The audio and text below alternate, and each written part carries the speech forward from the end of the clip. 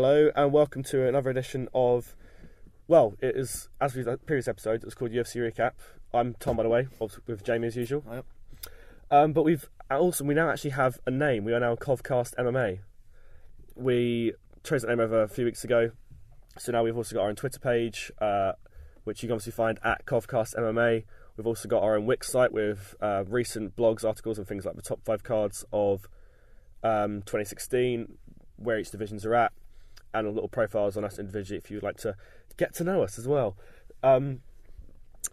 So yeah, today's show, we spoke previously about how the format of this is going to change slightly. So it used to just be, obviously, you know, if you listen to previous shows, it is just this happened, then that happened, etc. Just previewing cards, reviewing cards, which is great because we love talking about fight nights, obviously. Yep. But we want to have a bit. We're still going to do that in the early stage of the show, but we're also going to have a bit more of a discussion-based thing near the latter stages with things like top 5 cards of today's theme, for example. Yeah, we're doing top 5 cards of 2016, and also ones that weren't so good, so the good and the bad, basically, and definitely after UFC 208, the ugly. Yes. So that is going to be today's format for the show. We'll split it into 2 parts for today's show. So our first half of the show is going to be the news and reviews of and previews of recent and upcoming pay-per-views and fight nights. And then the second part of today's show is going to be, as I said, top 5 worst and best cards of 2016. So let's get into it, Jamie.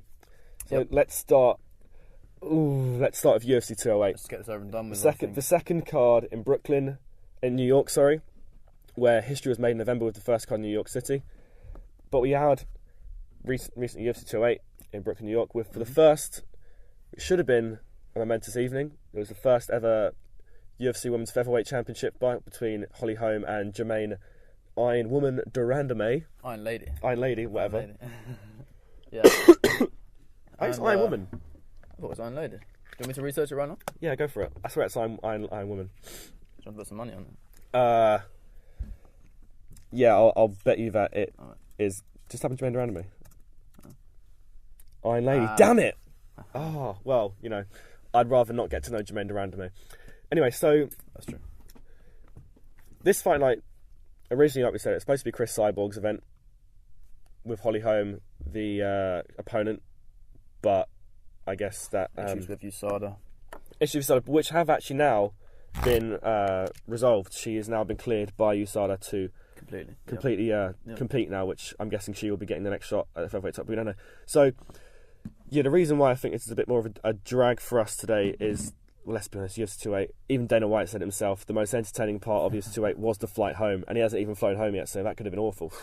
Most definitely. I mean, let's start off with the main card. So we had Dustin Poirier versus Jim Miller, which actually won fight of the night, and they both got bonuses, which both guys went to hospital with broken legs. It was a very, very good contest. I think personally it was my favourite fight of the night. Yeah, me too. I think the rest of the fighters, it was their favourite fight of the night as well. Yeah, most definitely. Excuse me, coming off a bit of a cold. But yeah, Dustin Poirier, like we said, it's weird to see him with long hair. Yeah, Not long hair, but I didn't recognise hair. him when I saw him in the pre-fight interviews. But yeah, Poirier, I mean, it was a relatively close contest, but Poirier seemed to have most of the advantages with more clinch control, more total strikes, more significant strikes, 3 takedowns. Miller did go with 3 submission attempts, but Poirier's great ground game was able to reverse those and stout it. Well, Miller's no joke on the ground. We know that he was. No, yeah, I'd say he was better on the ground, black belt in jiu-jitsu. Yeah, exactly. So yeah, Dustin Poirier, we're winning again of the lightweight division. Do you think anything up for him next? What do you think could happen with Dustin Poirier? I mean, he had a big 2016. I think he said to himself he's going to take a break now. But what do you think? Well, I think this move to lightweight really has. Used to be a featherweight, brought something out in him. Yeah. His yeah. last fight in featherweight was where he lost to Conor at UFC 178. Yeah. That's testing my memory. And I think he looks reinvigorated. Well, yeah, less weight to cut. Yeah, exactly. He was really struggling to cut that weight. And also, I have heard speculation that his next fight, even though he is number 10 in the rankings right now, that he could fight Eddie Alvarez, who obviously just lost at former champ. Yeah. At 211, I believe. UFC 211, wow. Yeah. There's been news about UFC 211, which we'll get into later on in the show. So as we're moving on in the main card, we had Glover Teixeira versus Jared Cannonier, which ended in, was that a decision? No. Yeah, winner by decision, Glover Teixeira, number 3 ranked light heavyweight, after his unfortunate humiliation against Rumble at 202 with his 13-second knockout. He came back swinging. 14 minutes clinch control. That's incredible. I guess he did 130-26, completely unanimous. Unanimous decision, yep. I've heard that apparently what's next for Glover might be getting Gustafsson. They're going to have another fight night in Sweden. Oh, because Gustafsson hasn't fought for... He fought against... what was his last fight? He fought in Hamburg in the summer in 2016. Okay. Let me have a look. Yeah, look, there you go. Targets of the UFC's return to Stockholm. Who did he fight? Jan Blachowicz in September. Yeah, lost to Cormier before that. Yeah. And obviously Johnson. Rumble, yeah. Back and forth. It'd be great to see him have a consistent run again, Gustin, because he's a quality fighter. He's a number 2 ranked light heavyweight. Glover Teixeira's number 3. So again, that makes textbook sense for those two guys to fight. It does, yep. Speaking of a number 3 ranked fighter, we went to the middleweight division next, which was Ronaldo Jacare Souza against Tim Boetsch. Tim Boetsch coming off a great victory at UFC 205 against Rafael Natal. Mm-hmm. But he's the number 40 ranked guy. Jacare's on a tear right now. What do you think? I think he won by submission in the first round. It was only like 4 minutes into the first round, into the entire fight. What do you think's next for Jacare? Because I mean, he's a quality fighter, isn't he? I mean, he wants Bisping, but who doesn't? I think I'm going to fight Bisping. Everyone wants to fight him. He's a man right now. Everybody's calling him out. Just because I think, even though he's champion, I think still quality fighters and analysts still see him as an easy fight. Well, not an easy fight, but one of the easiest. I know. Well, it was the biggest shock of 2016, wasn't it? Yeah, most Bisping definitely. beating Rockhold. It was on such short notice, and he just came in and just put in a quality performance. I mean, but his fight against, obviously Hendo wasn't the highest ranked guy, but he did put on a great show in Manchester. So I thought that really took some mental. Well, yeah, that's like after that highlight knockout back in the day. Yeah, UFC 100. That was it the Ultimate Fighter? They were coaches on the Ultimate Fighter, weren't they? Yeah, well, and then they faced each other at the end of that. And after that highlight reel knockout, Bisping to get back in the ring against someone.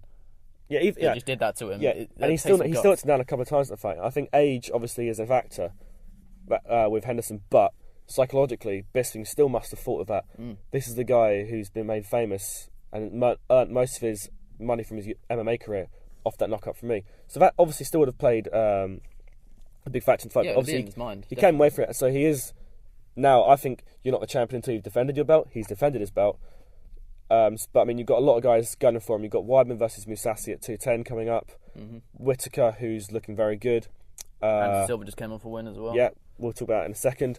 Rockhold, we don't know. Maybe against Jacare again. I believe he wants to come back this year. They were supposed to fight in Melbourne last year, which didn't happen because Rockhold got injured. I think was it Rockhold? Yeah, Rockhold got injured, and obviously you got Yoel Romero, who most likely, logically, should be getting the next title shot. Oh, but there's a returning fighter, a very famous fighter, who's returning soon.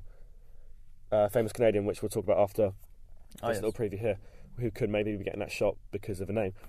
So in the co-main, we had another middleweight bout. It was Anderson Silva against Derek Brunson. Derek Brunson, who recently lost against Robert Whittaker in Melbourne.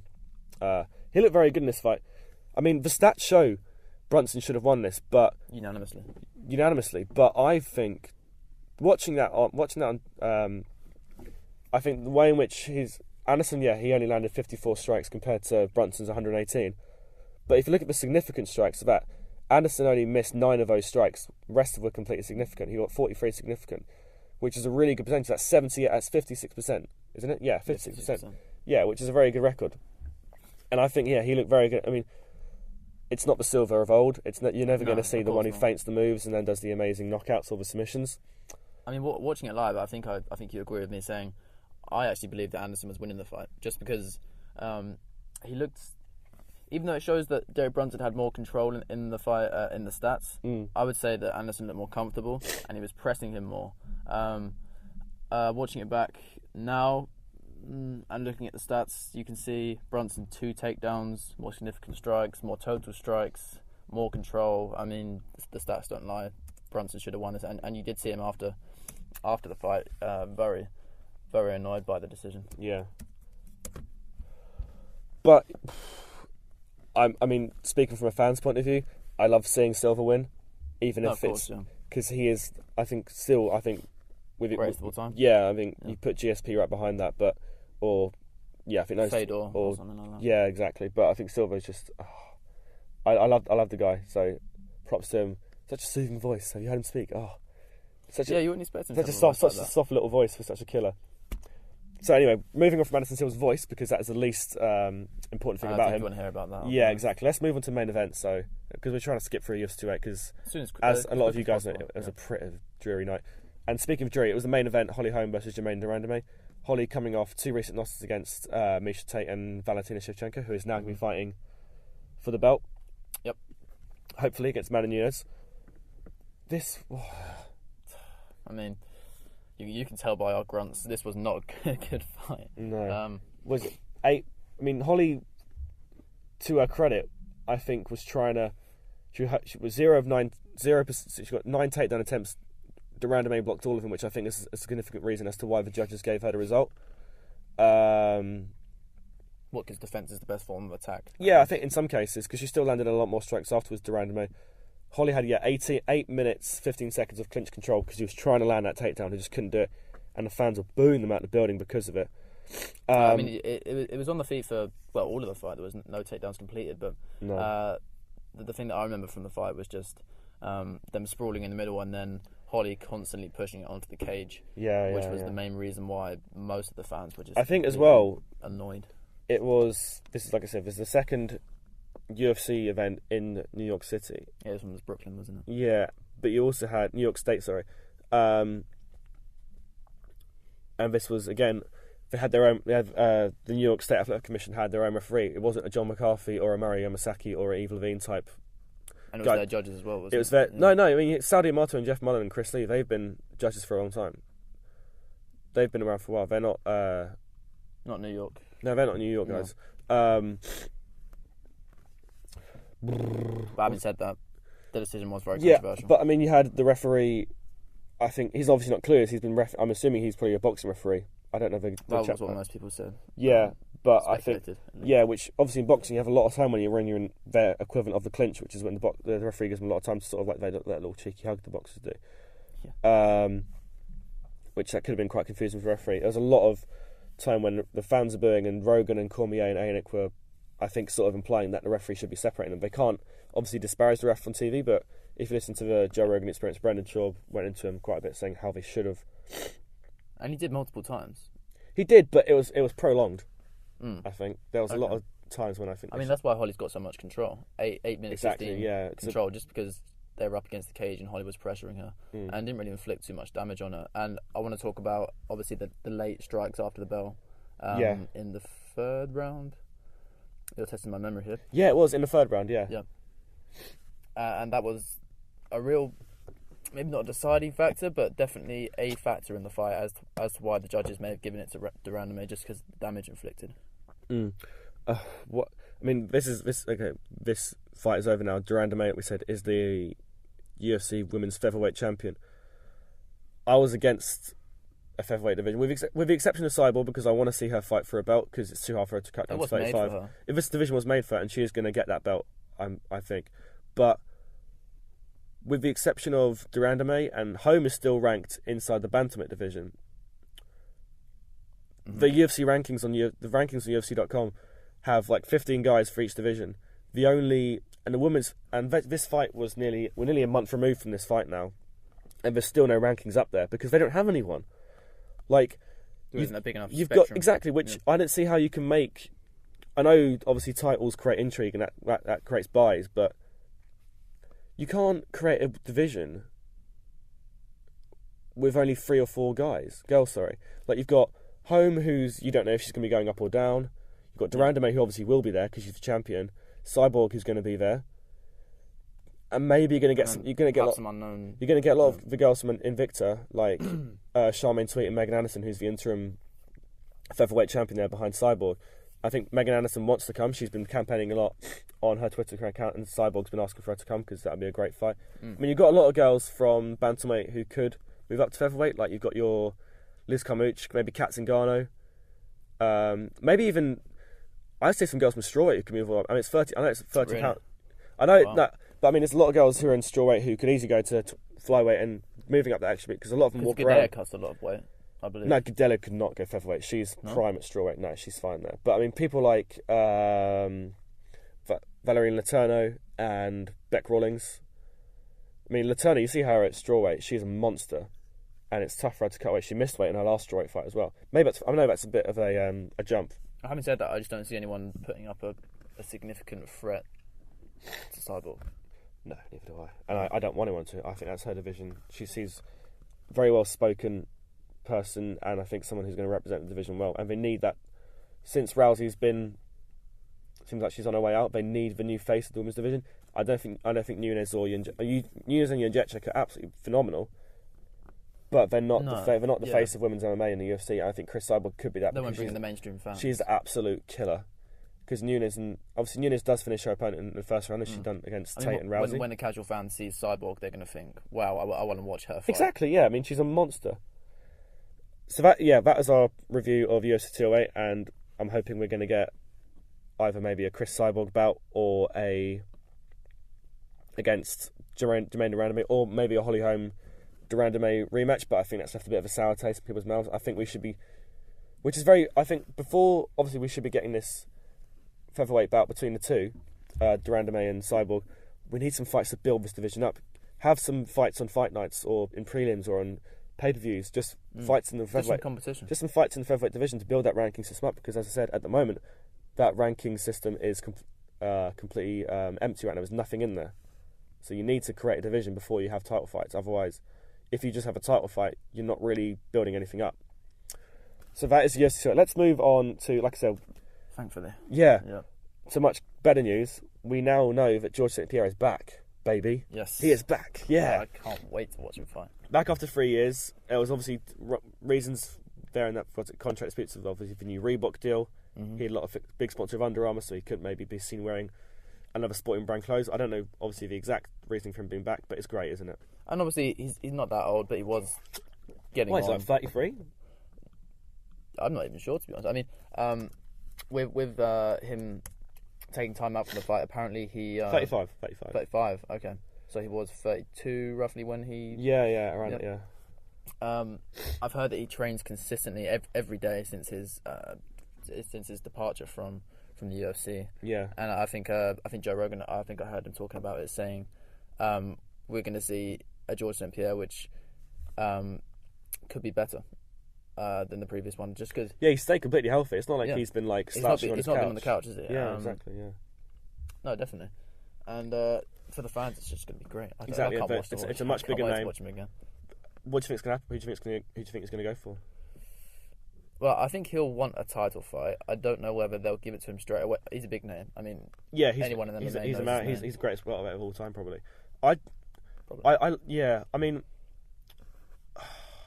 I like the idea of him maybe fighting the winner of Woodley versus Thompson, but I always think when you get a big name coming back, don't put him in the deep end straight away. Obviously, he can handle it. He's been in this situation 9 times already with his previous title defences, but I like the idea of maybe a Robbie Lawler or not Dane Meyer. No, I think both of those guys should be given fights where they can both win, because I know obviously both of those guys will like the challenge, but I think Meyer wants his title shot. Or perhaps a Carlos Condit, because they fought before. Yeah, I mean, or Nick Diaz.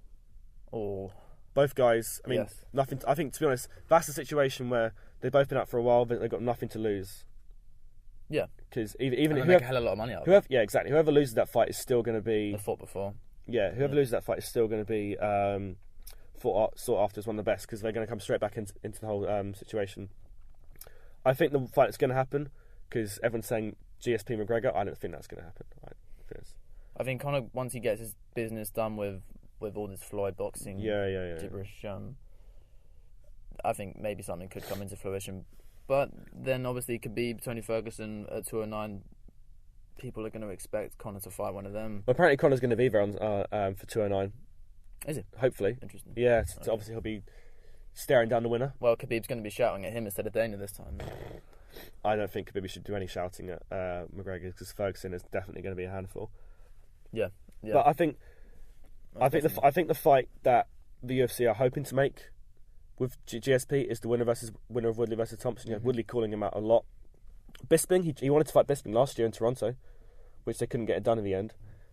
That'd be interesting because GSP is 5'10".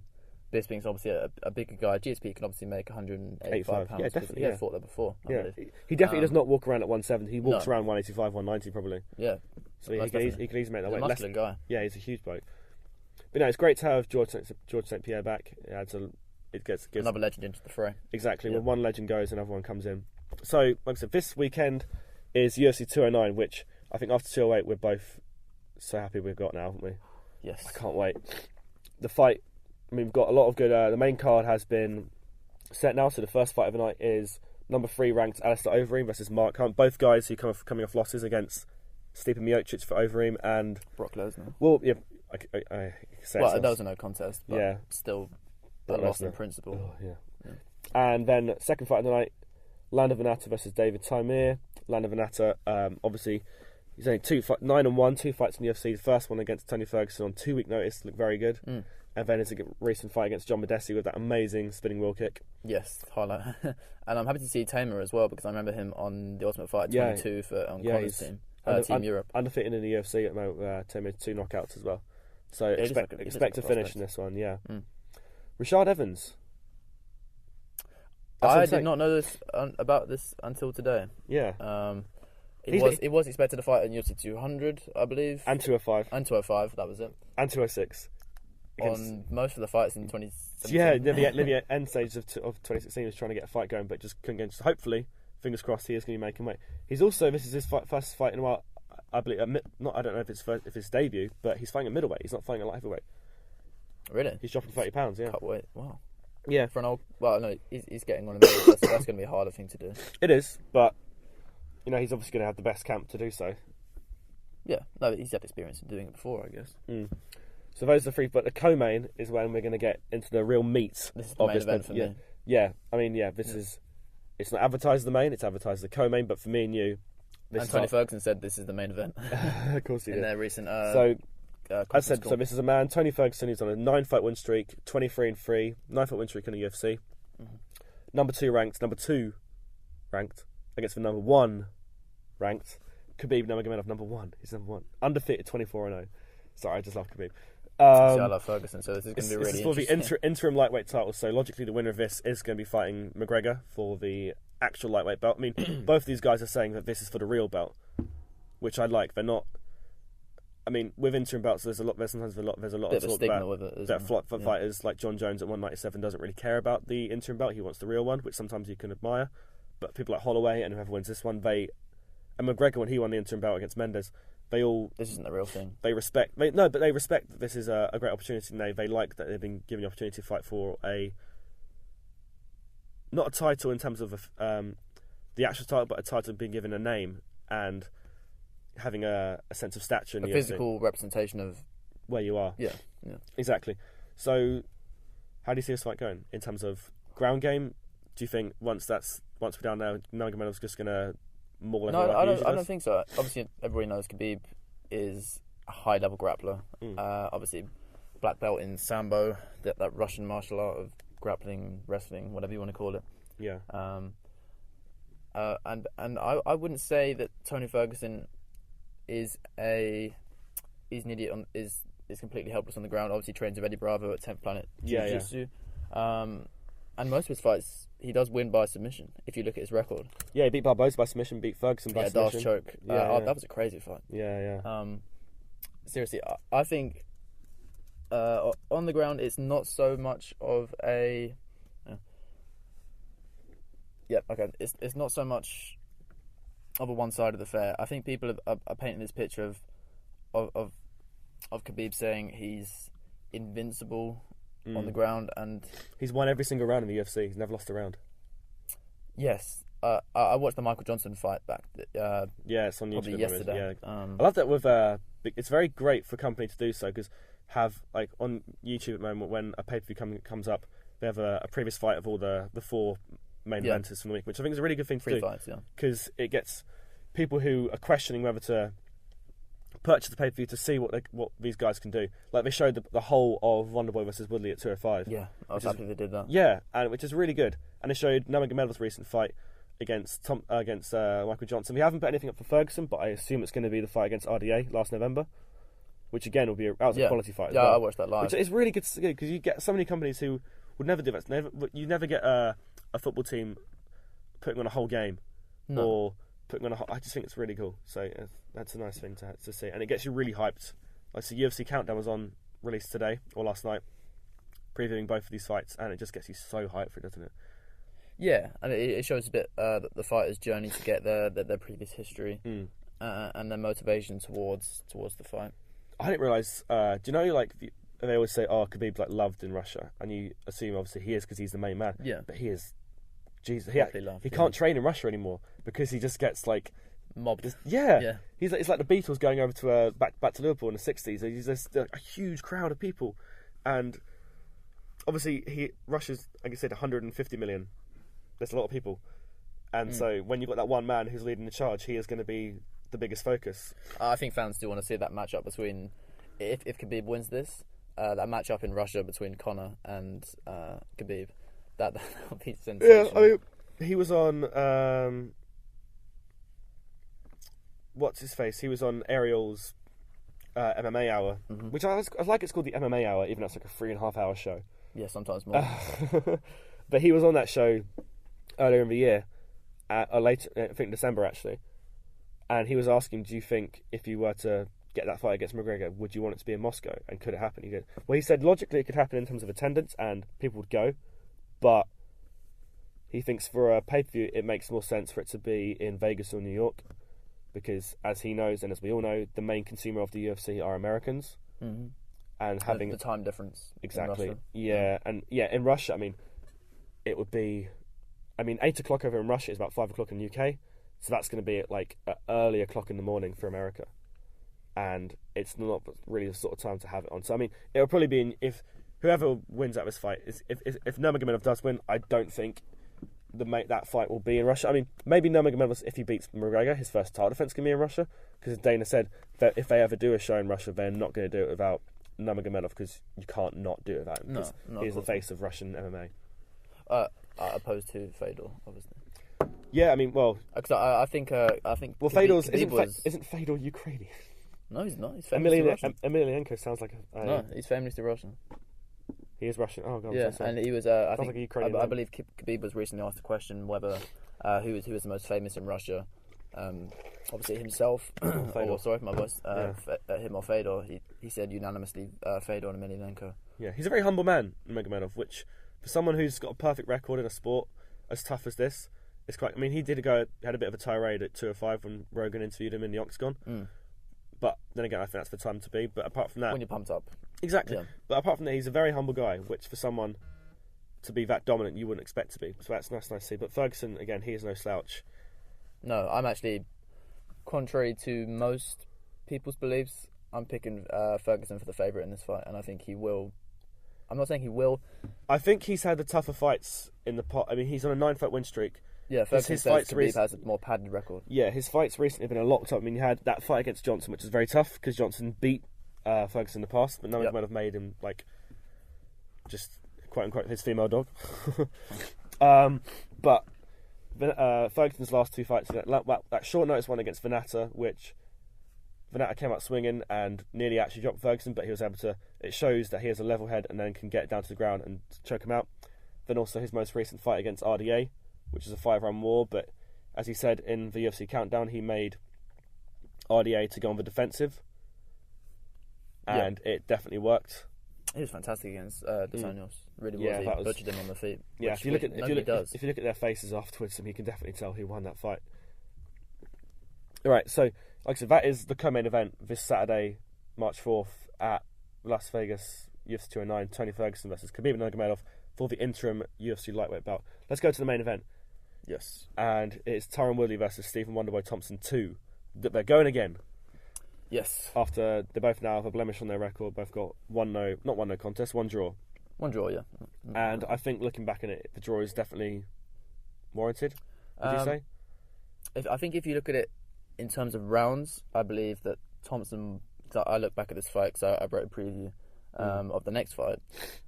I look back at the fight and I think Thompson won the second round. The third and the fifth. Yes. Well, I know he won 3 rounds because I believe Woodley was fantastic in the first round. Definitely the fourth. Knocked him down twice in the. Let me have a look. Well, as we said previously, I think the reason why this might have gone to a draw, obviously, Thompson obviously knew he had to win the fifth, and he did. Yeah. But I think one of the reasons why this wasn't a 10-8 in the fourth was purely because Thompson. I keep getting them confused. Thompson finished on top of Woodley at the end of the fourth round, even though escaping the guillotine. Even though he was in a guillotine for almost a minute long and got knocked down twice, the fact that he able to get full mount and be postured up to do a bit of ground and pound. Yeah, I believe that could be a 10-7 round if it ended with Woodley. Absolutely, yeah. Woodley in control. No doubt about that. But I think both of these guys have admitted blemishes in their game from the previous fight, and I think they're both knowing what they have to do with Thompson. Obviously, his whole game plan is to control the centre of the octagon. Yeah, and I believe that I watched about 5 minutes of the first UFC countdown on these two here. Yeah, and Thompson said he figured out Woodley in the last round, figured out his distance, figured out how to basically control the fight a bit more. The thing is that he figured out a man at that point who was very drained in Woodley. Yeah. If you try and make that approach against someone like that in the first round when he's got all his energy, you might get cracked. Yeah. Because Woodley is so dangerous at early stages of the fight, as you saw against Robbie Lawler when he was just biding his time, pump right, then bang. So Josh Koscheck as well. Josh Koscheck, yeah, that was the fight I saw the other day on YouTube. But I think this also, even though Woodley tried to go for that super fight for a GSP or a Bisping or a McGregor, or Nick Diaz. Or a Nick Diaz, exactly. I think even if he doesn't want a minute, he needs this fight as well, because that fight against Thompson in New York was his first defence for belt, and it was a draw. So I think to solidify yourself as a champion, you need to defend against. And obviously, this is the guy. He's the number 1 ranked guy, and I think he needs to have this one defended. And the fans want to see it. I think so. Yeah. And Thompson, I think if Thompson wins this, give Woodley. I don't think we should have the third one. I think trilogy fight. No, maybe a trilogy eventually, maybe in a few years' time. But both these guys need to move on, and I think the winner of this. Well, it depends how it ends. If it's a knockout. Imagine if it's a draw again. If it's a draw again, I don't know what happens. Do you do 4 fights? Do you do 5 fights? Just keep them going forever. But I can't wait for this. I'm hoping for I think we're all hoping for a decisive finish. Yeah. And I think both of these guys are going to be looking for it as well, because no one, especially in this sort of sport, they don't want any doubt. A draw is very rare. In this sort of sport, and both these guys are purists, and they're going to want to see how this, and want this one to end. And both are finishers as well. They usually don't go to decision. Okay, so that is UFC 209. We're going to also with this show today, as I said, we're going to have 2 parts. We're actually going to have 3 parts today. So we're going to have a few more bits of news now, and then we're going to preview a few more. Going to go quickly through a few more fight cards that's been announced in the future. So we've also learnt with now new bantamweight champion Cody Garbrandt. The next series of the Ultimate Fighter, his opponent is going to be getting his wish and getting his title shot, which is TJ Dillashaw, which is rightly deserved. Oh yeah, after 207 and 200 when he beat Lineker, he beat Asuncao. Both 1 and 2 at the time, then beat Lineker, who were 1 and 2 at the time again. Won both fights conclusively. You can't deny this man a title shot now. No, that was, and he's getting it in the best way possible. Most definitely. I think that was unfair. Well, perhaps not unfair, but controversial that he had to go through 2 of the top best in the division to get an instant rematch with a very close fight with Dominic Cruz. I mean, yeah, a lot of people, I know himself, and quite a few people thought that Dillashaw won that fight with Cruz. Yeah, and for him to fight the next 2, well, not the next 2 best, but 2 top contenders in the division to get an instant rematch is controversial in many fans. But I think, as I said, the reason why the Garbrandt fights happened, was it's the way in which with his new ownership now, it's rankings aren't necessarily going out the window because the higher ranked guys are still getting shots. Intensity, but it doesn't necessarily have to be number 1 or number 2 getting the immediate shot. Garbrandt was number 5 when he got that shot against Cruz, and the reason he got it is because he was outspoken, because the way bad blood, the way he was between Alpha Male and Cruz, the way he was finishing opponents with round 1 knockouts. It's what fans want to see. It's what fans like to see. So I think, and we had TJ versus Cruz earlier in the year. I think that's one of the reasons why we wanted something fresh. And Cruz, he likes a challenge. He loves beating alpha fails, so that's why that fight happened. Quotes, But I think the great story. I mean, the thing about Ultimate Fighter is the fact that we get to see this whole story unfold again, with the whole point of view that TJ used to be an alpha male guy. So the story of this season is, you left us, and now I'm gonna finish you. And TJ's thought is, I moved on to something bigger and better. And I think, I don't necessarily can say bigger or better, but he's moved somewhere that definitely suits him more. With Dwayne Ludwig, in Denver. It's the whole snake in the grass. I think McGregor said he scenario. said it, didn't he? On the Ultimate Fighter. And obviously the bad blood is continued, and it's interesting to see the relationship. And you're going to have, it's not just between the bad blood between TJ and Cody. You've also got Uriah, who's one of the coaches. I don't know if he's one of the coaches, but he's going to be heavily featured on this series. Yeah, and there's going to be that thing between him and TJ. Then you've also got Justin Buchholz and Dwayne Ludwig, who are the head coaches for both guys. And maybe Justin's going to look at TJ in a different way. I don't know if they work together a lot at Alpha Male, but having that sort of dynamic is it's the best. I think the previous two series of Ultimate Fighter with Jędrzejczyk and Gadelia was just a pure, you're ranked number one, I'm the champion, let's do it. There was some real hatred there, though. Oh, definitely. Yeah.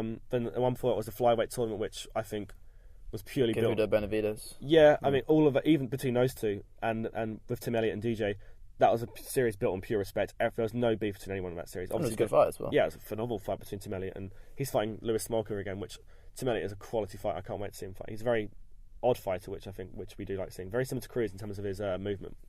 Interesting, yeah. So that is coming up. It's been announced. I think it's the Ultimate Fighter series finale.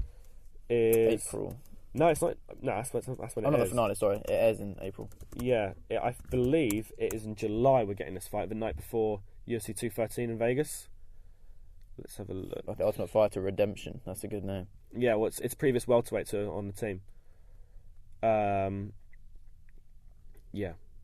Oh, Matt Brown's one of well. TJ's guys. Yeah, there you go. So yeah, Ultimate Fighter Redemption finale Saturday, July 7th. No, yeah, Saturday, July 7th in Las Vegas, and we'll see the title fight between TJ Dillashaw and Cody Garbrandt. And then speaking about Dominic Cruz, he a recent fixture. How would I say?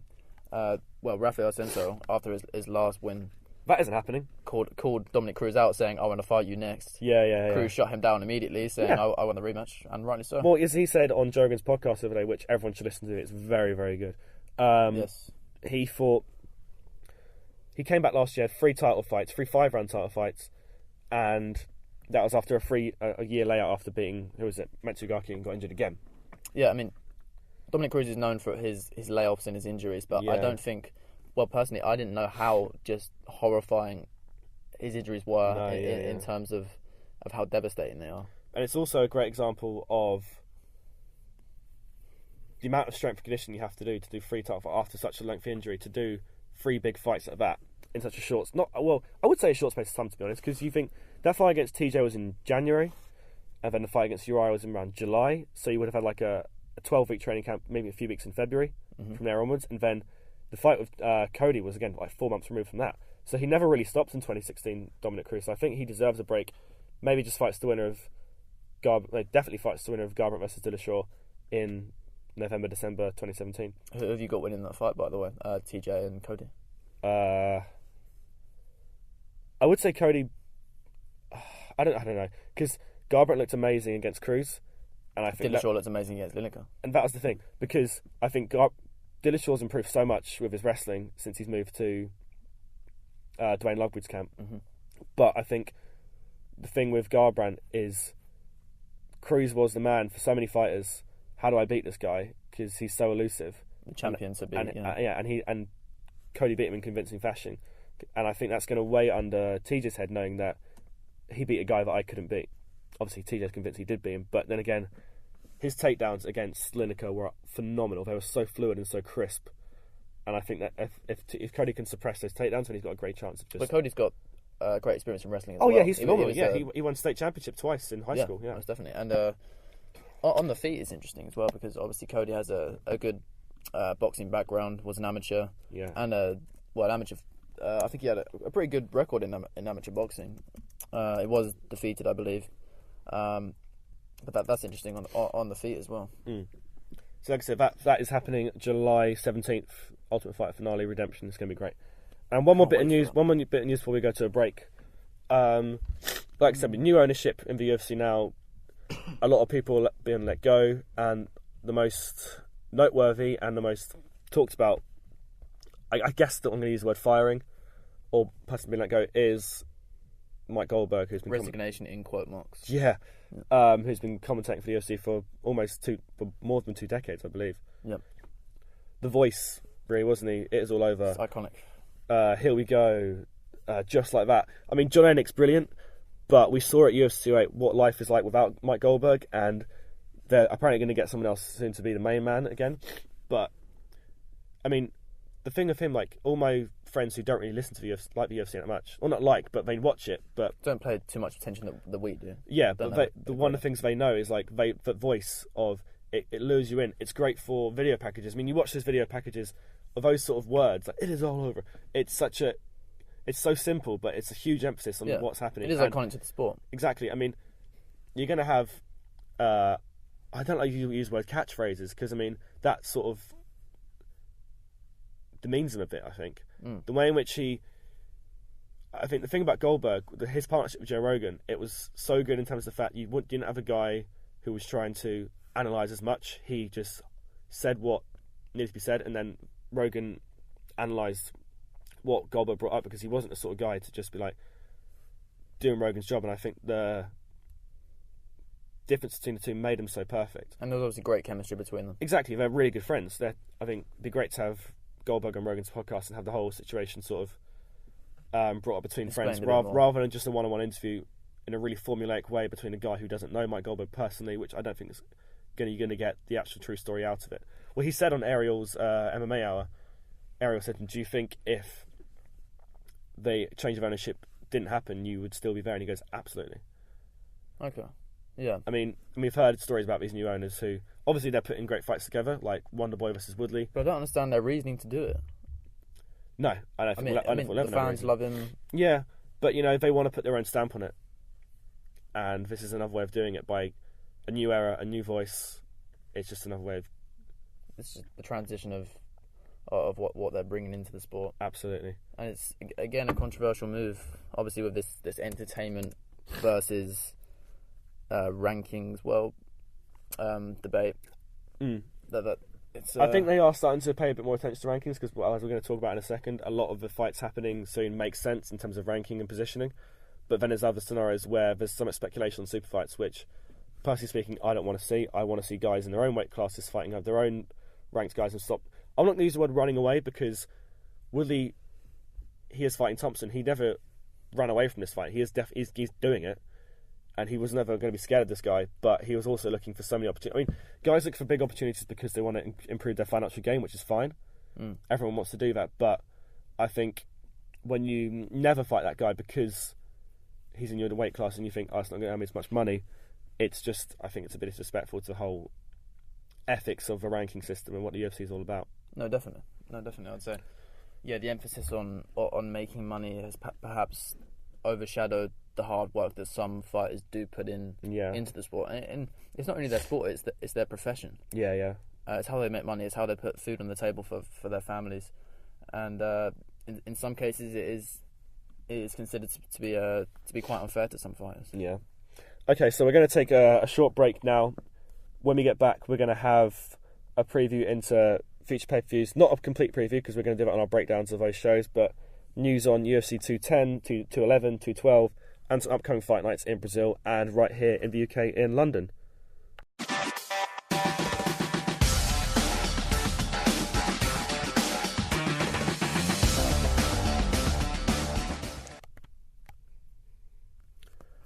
Okay, and welcome back to part 2 of CovCastMMA.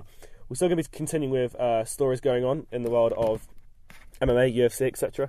We're going to start off first with, obviously, the big story that's going around in the mainstream world of combat sports, which is Conor McGregor and Floyd Mayweather and their impending supposed boxing match. Jamie, what do you think of it, mate? I don't really like the idea of it. You don't like the idea? No. It's interesting. I'm not so much of a boxing fan, but I think everybody around the world wants to see this fight, just because Conor's obviously a big name now. Floyd is known the world over for his defensive boxing and his money. Yeah, that's true. It's it's a contrast of styles. We've never seen someone from MMA face a boxer. We've never seen someone from boxing face an MMA. Well, I said the same thing twice. You know what I mean? It's splicing of fighting forms. Yeah, you're right. Yeah, I just, in terms of I'm all on board in terms of the intrigue and the financial gain for everyone, and the amount of the inevitable crowds it's going to bring towards the UFC, because even though McGregor's obviously the guy's bringing most of the fans, it's going to bring even more with this now. But you know me, I just want him to fight when Khabib Ferguson. I'm just being all simple. I know Mayo's with that last paycheck. The thing that annoyed me the most in terms of how this is being promoted is Mayo's attitude towards the whole thing, saying that he is the biggest draw in this whole of this fight. Obviously McGregor wasn't big 5 years ago, but 5 years ago, if this sort of thing happened, I would say, yeah, no doubt, Mayweather is the biggest draw to this fight. Yeah. But nowadays, like we said, this last couple of years. Mayweather's last fight drew $300,000. McGregor's last three have drawn at least $1 million. So pay-per-views. Yeah. The buys. Yeah. So who's the bigger attraction nowadays? I would argue McGregor is the bigger attraction. Well, Conor's got the bigger excitement in the fight. He knocks people dead. Yeah. Exactly. Floyd's obviously a defensive boxer and a point fighter, and you don't really. I mean, even though he's had many wins by knockout, you don't expect a knockout. What do you think if what fight was happening? What do you think? Like, will Conor just? I mean, if it's a boxing match, what do you think he's going to do? I think Floyd will, even though in his old age, he's 49-0. I think he's still going to box the head off him. To be honest. Of course. What about Conor, though? What do you think he's going to do? I think Conor has a chance of landing that one shot he needs. It's a difference between 12-ounce gloves and 4-ounce gloves. Yeah. I think power is. I think I heard Floyd talk about it today. Power is power, and I don't think the size of the glove's going to matter particularly. No. Something interesting I heard was on the Joe Rogan podcast, and I'm going to play this for you now. Yeah, I think conventional wisdom is that Floyd boxes the shit out of him. But Teddy Atlas had something very interesting to say. He thinks that Floyd is not recognizing the fact that Conor might just decide to get disqualified. That, like, if it starts getting crazy, like if they're in the middle of a fight and he decides, like, he can't beat him, he might decide to just fucking flip him on his ass. Atlas, McGregor will cheat against Mayweather, then proclaim himself as king of the ring. That's an interesting thought. That's interesting. Well, here's the thing. If McGregor decided to start kicking Floyd and decided to take him down, Floyd is a dead man. Oh, He's 100% dead. There's not a thing, unless he catches Conor coming in with the haymaker to end all haymakers that can take that Irish assassin out with one punch. Conor's going to grab him. If he grabs him, he's going to ragdoll him to the ground. He's going to do whatever the fuck he wants to do once he's there. And if he doesn't do that, he'll kick him from the outside. He can hit him from a place Floyd can't even touch him. He'll just sidekick the shit out of his legs. He'll stay. Yeah. Interesting. Well, I like that, because that's win-win for Conor. Yeah. Because if he does that, then he lost, but no one's going to think, oh, poor. Because this sort of sport, this sort of occasion, is a matter of like who's the biggest badass. Yeah. If he does that, he still throws Floyd in his head. So in a way, he has won. Yeah, and he's made a hell of a lot of money from it as well. But I don't see him doing that, McGregor. He's too much. I mean, I know the way he talks is actually he doesn't care. He's a bad boy. But he has such respect for combat sports. He has respect for everyone he fights. He just never shows it until after, because he knows that doesn't sell. Being all kind and lovey-dovey to your opponent never gets you anything. No, which is what Mayweather did, which is what they're both doing right now. They're not being respectful to either one because they know that doesn't talking up will build interest. Doesn't and effectively translate to money. You get no intrigue if you just like, I don't mind this guy. I respect my opponent. Yeah. Which you're not seeing between Khabib and Ferguson. You're sort of seeing between Woodley and Thompson, but I think it's because they fought before. You're getting that bit of respect because they know each other's game. There's less of intrigue to but real talk to. This fight between McGregor and Mayweather, well, McGregor had that Q&A in Manchester a few weeks ago, and he said that it'll probably happen around November, December this year or January next year. I think late this year, early next year. Which I think he's still having a baby. Then that whole camp and adjusting to it and getting the financial side best for both parties. For get the UFC involved, get the boxing federations involved. Everyone's going to want their slice of this. Yeah, I think that the main obstacle to the fight not happening will be the UFC itself. Well, Dana said a couple of days ago This next fight will be an MMA. he did say that as well, but he also said about Conor and Floyd in terms of negotiations for this particular fight.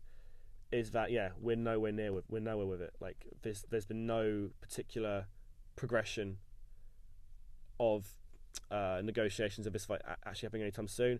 And he says, I don't know where we're at. We're nowhere with it. And he expects Conor's next fight to be in the UFC in mixed martial arts and the winner of Khabib versus Ferguson, which for me seems like the most logical thing for him to do. But McGregor wants to be an icon. He wants to be a legend, and this is definitely a bigger way of doing it.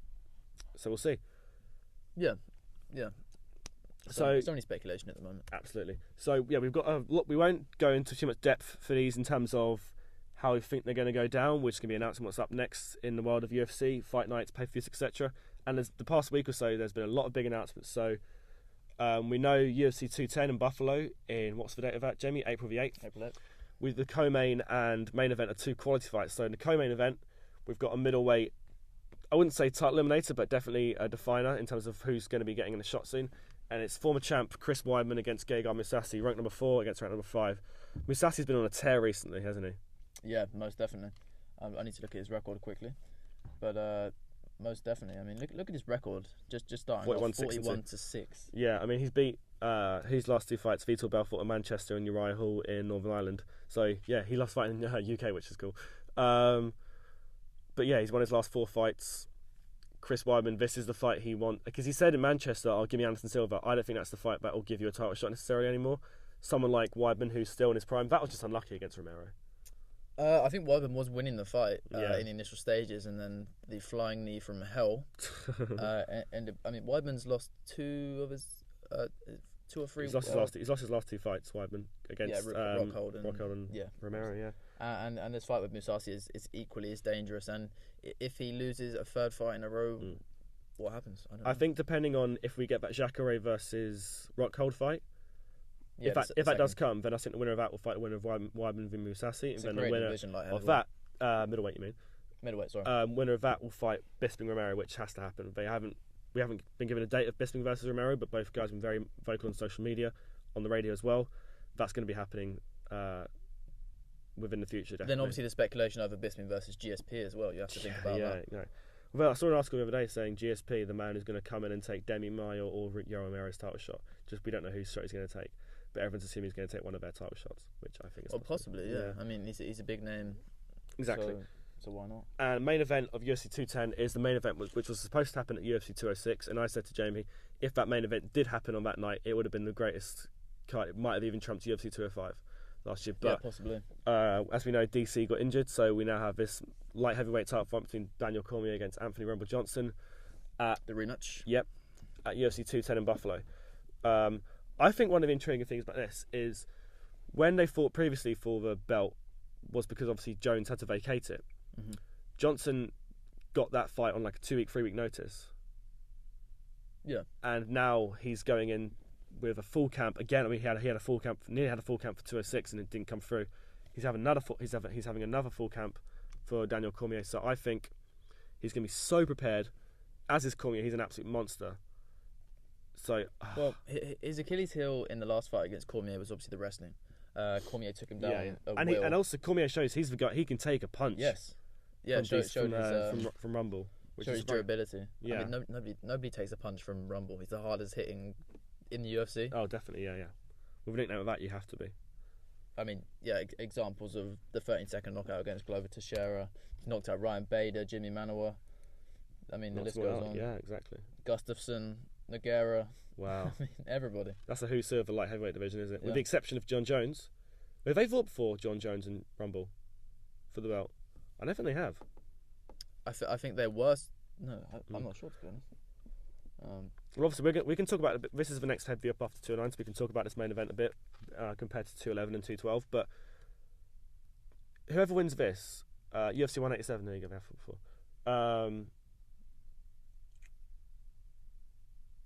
With the exception of, so whoever wins this fight, Cormier or Rumble, do you think Jones will get that shot when he comes back?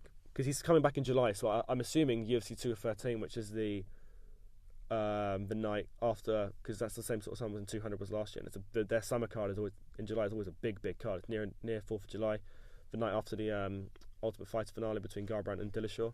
Do you think Jones will get an immediate title shot, or do you think he'll go against a Manoa or a? When Jones was stripped the initial time, and he came back, he was getting that title shot. But then he fought Everson Peru. Yeah, but interim. Originally it was supposed to be versus Cormier, but Cormier got injured. Oh, was that the reason why? Okay. Well, obviously, John Jones is one of the biggest names in the sport. I think. Yeah. And the heavy guys don't really have many big names, with the exception of John Jones. Like, I mean, if you go from light heavyweight to heavyweight, perhaps as you said, Gustafsson hasn't fought for a while. Perhaps they could do the rematch between those two. Yeah, that was a fantastic fight. Because he was on Joe Rogan's podcast, and when Joe said to him, "Do you want to fight for the belt when you get back, or do you want to just dip your toes in the water again and just fight someone and stake your claim for another title shot?" And he was leaning both ways. There was no distinctive, yes, I want to do this, yes, I want to do that. So I don't know. It's interesting of what they do next. Have they definitely fought? I don't think they've fought. No. I think it was supposed to go down at UFC 187. And then I think that's when the whole debacle with the woman in the car happened, and then then Rumble stepped, then DC stepped in short notice, and then they fought for the belt. Then. Yeah. I don't see. Go on UFC 187. Oh, that's a good point. Johnson versus Cormier, yeah, it was. There you go. Look. Oh yeah, the hit and run incident. Yeah, there you go. So John Jones and Rumble Johnson have not fought before, so that is very interesting. Okay. We should really know that, shouldn't we? We should do. So that is on April the 8th. So, like I said, we won't do massive previews of the next two cards. We'll just say what the two mains and co-mains are of these two nights. So, we've also known in Dallas on May the 13th, UFC 211, two title fights, the main and co. The co-main event is a fight that as Jamie called me, a mystic crack in terms of compared to McGregor's Mystic Mac. That's the second name, by the way. It's not anything. Yeah. I haven't said that. But when you want strawweight predictions, come to me. I predicted Namajunas versus Waters. It makes no sense. It is happening. Gadela called Kovacevic. They're going at it on Twitter. They want to fight each other. And I said I think back at our UFC 206. I'm tooting my own horn a lot here. Sorry. UFC 206. I said the person who could give JJ Jędrzejczyk the biggest competition is Jessica Andrade, and she is getting that shot at UFC 211. And I think it's going to be over Kovacevic. I mean, that was a close fight. It was a close fight, but I think in terms of she used to be a bantamweight, Jessica Andrade, and I think she's got that power which Kovacevic can possess, but in a 5-punch combo. Andrade can possess it in a 1-punch. She looks a lot sort of thicker than. She's very muscular. Yeah, for a strawweight fighter, a bit like she's got a similar build to Gadelia, which, as we saw with takedown wise, she did struggle with. But I think as a striker, Andrade is the best striker. Would you better striker than JJ? No, of course not. But I think out of all the challenges she faced, it's definitely the best striker she's gonna go against. I mean, she's got a 3-inch reach advantage, Jędrzejczyk. I mean, I'm tooting Andrade's horn here because I think she's a very good challenger for JJ. Yeah, but I don't see it going any other way. I think we're going to see the 5th title defense from Joanna. What is the record for most title defenses? Anderson Silva, right? Anderson Silva, I think it's 11 or 12. Let me Google this quickly. GSP was 10. Nice. DJ is there at 10 now as well. I think it's 11 or 12 because Jones, GSP, and DJ were all 10. Aldo was 7. I think Rousey was 6. Anderson 10. Silva was 10. Yeah, GSP. Where's DJ? He's got.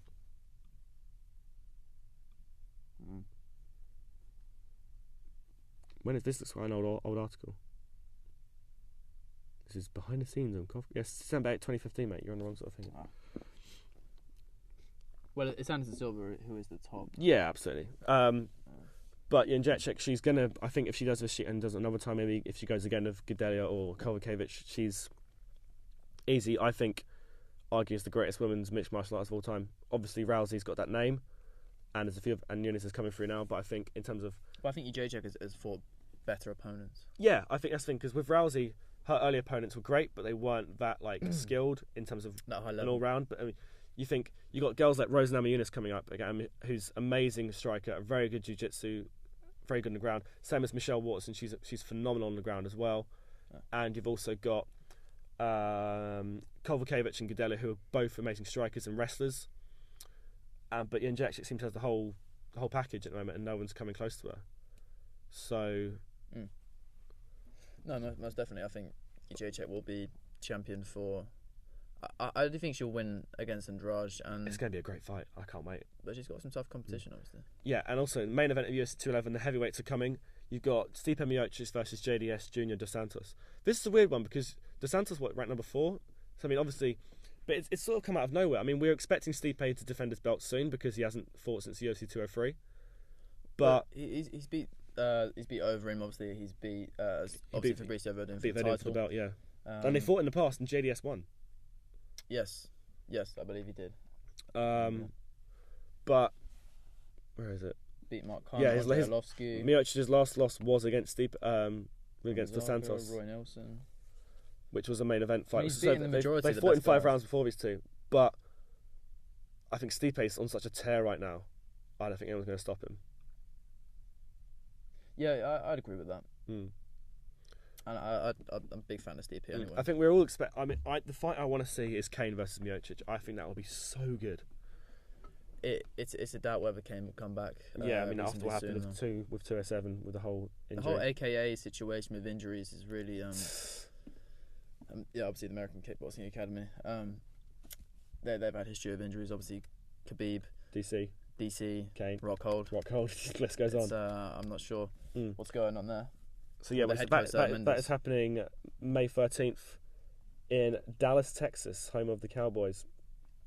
Get your American football in. Yeah. And UFC 212, which was announced recently, is happening July, I believe. July. June. I'm not sure the June? exact date. Yeah, because it's May, June. July is UFC 213. 213. Who's it? 213. It hasn't been announced yet. Haven't UFC been announced. 212 though, June the 3rd in Brazil, in Rio de Janeiro. The main event between Whoa! We just got news. Breaking news. Wow. Okay, news just coming now. So the card, we fought the main fight for, obviously the main event for UFC 212 is Jose Aldo versus Max Holloway, interim champ versus. Make sure this is right. I don't want to, because that's all I got on the website so far. But go on the news again. Type in some names. So the main event of UFC 212, Jose Aldo, who was given his belt back against Max Holloway. I don't see anything. We're not sure if this is correct, but apparently this is Wikipedia, so don't give us the. We've seen some rumours for fights here. Apparently, we're going to have Robbie Lawler versus RDA making his debut at welterweight. The fight I said earlier, Claudia Gadelha versus Karolina Kowalkiewicz, and Thomas Almeida also fighting as well. If that's the case, we're going to have some great fights in Brazil. These are fights. That's a hell of a card. Let's not talk about that because that doesn't seem like it's possible. But I'm not sure why Wikipedia would release it before. and why it says women's? I don't think it's right because it's women's flyweight for Gadelha versus Kowalkiewicz. That would be a strawweight belt. Yeah, but we got Let's just say if that is true, then it's a hell of a card. If not, most likely Aldo versus Holloway for the featherweight belt. The featherweight belt. What do you think about Aldo being given the featherweight belt back just unanimously like that, not without having to fight for it? Well, he obviously fought Edgar for the interim. That's true. Yeah, And, but no, he's definitely. We got 2 interim champs. It's ridiculous. But what do you? I think he should definitely fight Holloway. There's no doubt. Yeah, the Holloway's top But contender, obviously. As we said, there shouldn't be a definitive champion going into this. There should both be 2 interims or 2 guys fighting for the belt because McGregor had to vacate it because he's now the lightweight champ as well. Yeah. I wouldn't have given. Well, the real question was, did Jose Aldo prove himself in the fight against Frankie Edgar? He definitely did. No. Well, I think Connor said he didn't go for it. Do you know what I mean? It wasn't a knockout. It was quite a subdued performance from Aldo. Yeah. Wasn't really putting too much on the line in terms of moving forward too much. He did obviously come out with the victory, but it does beg the question whether he was sort of cruising, and the emphasis wasn't really to make a statement. If he made a statement in that fight, perhaps I would say that he deserves the title. But just to give it back to him after Conor knocked him out in 13 seconds is... Yeah, it's a bit... It sort of devalues the whole... Conor's beat both of them. Yeah, I think kind of devalues the division slightly as well. But I'm hoping Max Holloway can do this because I really like the guy. I think he's a fresh-faced guy in the division. I mean, he's on like an 8-fight win streak, or 8 or 9. I mean, he's basically the Ferguson of this division. He's such a dynamic, intriguing fighter. It'll be very interesting to see how that one. Yeah, I believe Jose Aldo said he's just going to try and wrestle him. And also in Brazil, because he's quite a bit bigger than Aldo's going to be loved. So Holloway's going to be more pressure. Holloway's exactly. Holloway's going to be enemy territory. So we've also got a couple of fight nights coming up soon. We've got one in 2 weeks' time in Fortaleza, Brazil, between Vitor Belfort and Kelvin Gastelum, and also fight night at UFC London at the O2 Arena between Jimmy Manuwa and Corey Anderson. So light heavyweight bouts and middleweight bouts, isn't it? Yeah. I have to say, for a fight night, this card in Brazil is really good. Like, you've got Gastelum, who's now seemed to be staying at middleweight, 185 pounds, against Belfort. He seems to be withering quite a bit. He looked fantastic against Tim Kennedy. It's Belfort still, so you can't knock him. And yeah, Gastelum against Kennedy, he looked great. 206, yeah. Yeah, so that's a good fight. But I mean, for the main card of this, I mean, you got Alex Oliveira versus Tim Means, two guys who fought the other cowboy. They fought each other at 207, but it was a no contest because of the knee that he planted. Yeah. So they ended that one. They're going to go again in Brazil, which I think is quality. Betch Correia, she's fighting in Brazil as usual. She's a former title challenger, so there's always intrigue when a former challenger goes again. This I'm looking forward to a lot. We talked about him recently, Jussier Formiga, who's number 3 ranked flyweight. We think he could be the man to maybe dethrone DJ. Yes. Because he's behind Cejudo and Benavidez, and I don't want to see Benavidez fight DJ again for the belt. I don't want to see Cejudo fighting either. I mean, Cejudo, mate, not Cejudo. It's Cejudo. No, it's not. Oh, we digress. Okay, we're not going to argue mid-podcast, but and also Edson Barboza, who is just so fun to watch. It's great from. This is a very Brazil-heavy card, which makes sense as it's in Brazil. And also Shogun Rua against Gian Vellante. So we've got some great fights for a fight like this. Is very, very good. I'm looking as long as none of these fights get cancelled, because as a UFC fan you have to. Well, you would be sceptical with Gastelum at welterweight, but now he's at middleweight. You expect him to keep, but I mean, he doesn't have to cut much. Anything. But I'm looking forward to this. Ray Borg, he came off a great victory against against Lewis Smolka at 207. So and he was saying how much he wants to fight Demetrius Johnson. I think this could be a title decider, because even though Ray Borg's ranked number 8, there's not many guys above him who can stake their claim for a title shot, because the flyweights don't fight as consistently as a lot of other fighters. Because if you look at flyweight, go have a look. Let's have a look. You've got Ian McCall, who's moved up to bantamweight. Wilson Reese, actually. That's not bad. Sergio Pettis, Wilson Reese won recently as well. I mean, that's ridiculous. There's a lot of guys there, isn't it? You've got Tim Elliott versus Lewis Smolka soon as well. Brandon Moreno, who recently was on the most recent series of The Ultimate Fighter. There's a lot of good guys in flyweight. I think the top two, Joseph Benavidez and Henry Cejudo. Okay.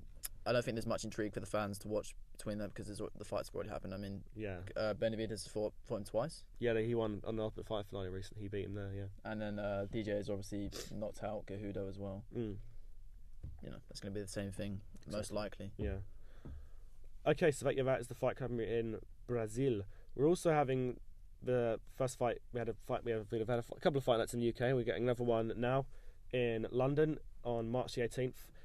Me and Jamie tried to get tickets for this, and at the time I was a bit annoyed we didn't get them, but this card, if you compare this to Brazil, is not the best card, to be honest. I mean, obviously, again, they've got some British fighters to get the local intrigue. You've got Brad Pickett in his last bout, but honestly, I think the intrigue of Pickett sort of deteriorated the past few years.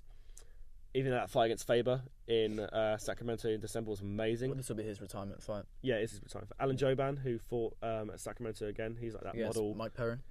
Yeah, he's got Gunnar Nelson here, which is a pretty decent bout. You've got the main event. Gunnar hasn't fought for a while. Jimmy Manuwa, number 5, against Corey Anderson. Jimmy Manuwa, obviously, being, I don't know why it says from USA on. Yep, he is online, a British boy. He's born and bred, and he is, with the exception of Bisping, he's probably the best British fighter in the UFC. Yeah, I'd say so.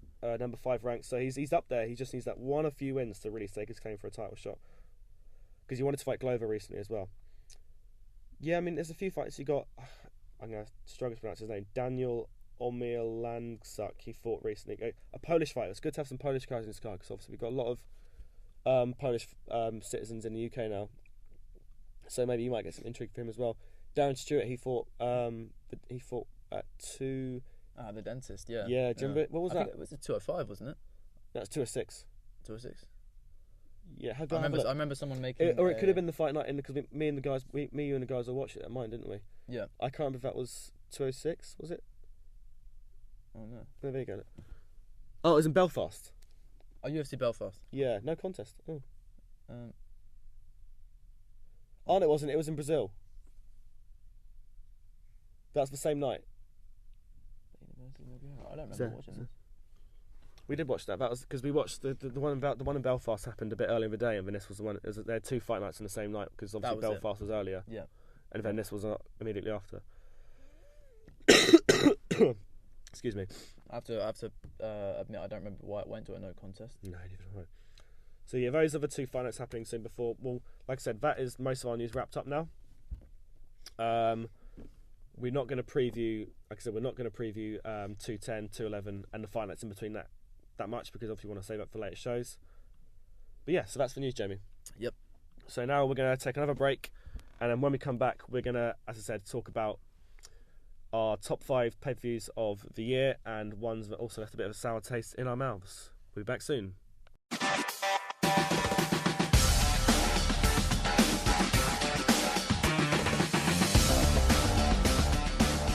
Welcome back to the final edition of today's episode of CovCastMMA. So this last stage of the show, we're going to be talking about our top 5 cards of the year. Then we'll also get into our ones that we didn't really enjoy, right? Yeah. So let's start. There was a lot of great shows actually. I think for me, we'll go from number 5 onwards, I guess. I really liked UFC 203. Yeah. No, so did I. I think it was Miocic's first start defense. You had Verdum running at Travis Brown's head. Heavyweight card. Heavyweight card, yeah, exactly. I mean, it was originally supposed to be Verdum Velasquez, which we still haven't got. But we also have a debut of CM Punk against Mickey Gall, which even if it wasn't that for the MMA purist, it was the first real indication of how the new ownership is going to go and these sort of entertainment fights. You had Uriah Faber against Jimmy Rivera, Jessica Andrade staking her claim as a great strawweight contender against Joanne Calderwood. So yeah, the main card was absolutely phenomenal. I mean, my favourite fight of the night obviously would have been Stipe versus Overeem. It was a first start defence in Cleveland in his hometown, city of champions at the moment with the Cavaliers as the world champions in the basketball, and Miocic heavyweight champ. So most a lot of good feeling going on in Cleveland right now, even if their American football team sucks. But like I said, you had Jessica Andrade showing up as a proper strawweight contender with submission in the first round. And that was a step to her. That was a step to her eventually getting the title shot against EJ. Yeah. And then also Uriah Faber against Jimmy Rivera. A lot of people were going into this fight thinking Faber maybe not walk it, but was probably the favourite. Well, he fought his most recent fight was against Cruz for the title, and he did, even though he lost that fight against Cruz, he did look pretty good, didn't he? I'm not sure. I would say he was a bit more lackluster in that fight. I think Cruz just outclassed him on the feet. Obviously, his movement knocked him down as well. Actually, yeah. We're not talking about that fight. We're talking about Jimmy Rivera versus Uriah Faber. Rivera hasn't fought. Rivera hasn't fought since that fight against Faber. He was supposed to fight Brian Caraway in what's his face? When was it? I can't remember which fight card it was, but it was supposed to be quite recent. But yeah, his most recent fight was against Uriah Faber, and he hasn't been scheduled. 10th of September 2016. Yeah, he's not scheduled for anything soon. But it's weird because he's ranked number 5 in the bantamweight division. Jimmy Rivera. I'll get it up. No, he is. Yep, number 5. Yeah, number 5. So he's right up there with Sansan, Lineker, and Caraway, and all those boys. Yeah, obviously Lineker's coming off the loss. Maybe we could see Jimmy Rivera versus. I want to see some John Dodson versus Aljamain Sterling. That's what I want next. That'd be huge. That'd be a great one, wouldn't it? And we had CM Punk, former WWE wrestler, just debatably the main intrigue of the card. Well, yeah, I mean, he was the reason this card got the buys that it did. I mean, if we look at let's go on, see how much this one made. Because I think, with the exception of McGregor's fights this year, this one got a buy rate of $450,000, which is pretty good going for a card that doesn't include a certain Irishman on it. Because if you look at 2.6 million gate as well, that's not bad. Yeah, you compare it to the buy rate of Bisping versus Henderson, which is 290,000, which is like a crazy amount less compared to. I mean, obviously, that's due to the WWE fans. Exactly. That's the thing. You're going to get when you get cross. It wasn't cross promotion because obviously he's not contracted with WWE anymore, but it's cross promotion in terms of the fact that It's a guy who's famous for something else, doing something different.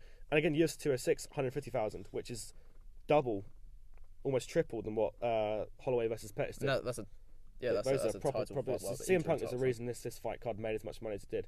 Obviously, had a great main event between Miocic and Overeem, this was very good. Overeem was he was bossing the heavyweight division with this one. Who did he beat? He beat Overeem's beaten. He beat Arlovsky to earn this shot. He beat Arlovsky in the first round, I believe. I mean, even in the Pride and K1 days, he was a monster. Beat JDS and Roy Nelson and Stefan Struve previously before that as well. So he was doing really, really well.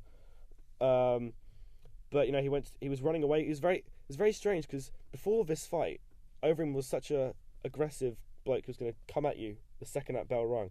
But he was running away a bit. Yeah. Expending his energy. He did knock Miocic down at the beginning. He was convinced he made Miocic tap.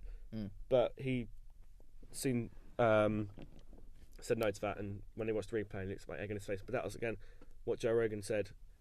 I don't think we should be interviewing guys who get knocked out straight away because they make ridiculous claims because they're so dazed. They don't really know what's going on. But yeah, that's true. And you had Fabrizio Verdum again. This is his first fight after losing his belt to Miocic, but he looked great. Yeah, against Travis Brown, that really is in the dumps right now. Well, Travis Brown, he broke his finger right at the start of this fight, and he still managed to go, which is you got to give him props for that. Yeah, no, undoubtedly. And it'd be interesting to see. Obviously, he just lost against Derek Lewis very recently, and he's now lost three fights in a row, I believe. It's Derek Lewis, Verdum, and the third one is Cain Velasquez. Cain Velasquez. Yeah. It's Cain Velasquez. It would be interesting to see if he can come back and really. Obviously, there's some speculation with his training partner Edmund Tarverian.